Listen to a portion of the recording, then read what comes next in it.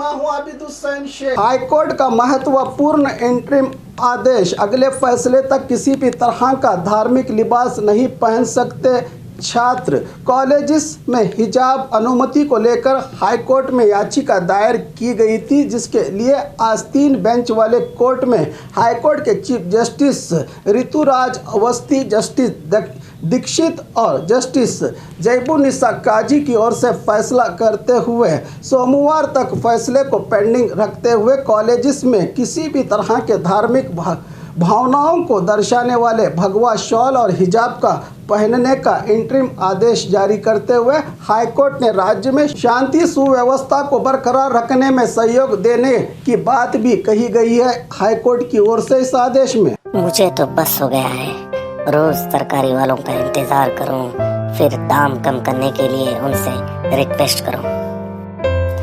अरे दीदी, अब बिगोज है ना, वो भी बेस्ट क्वालिटी के साथ, अच्छे डिस्काउंट के साथ, 30 मिनट में आपके घर तक। सच में?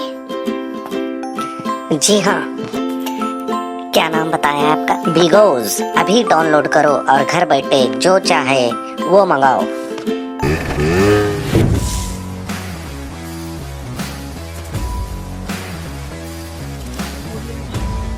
और खबरों के लिए देखते रहिए बी न्यूज़ नेशन।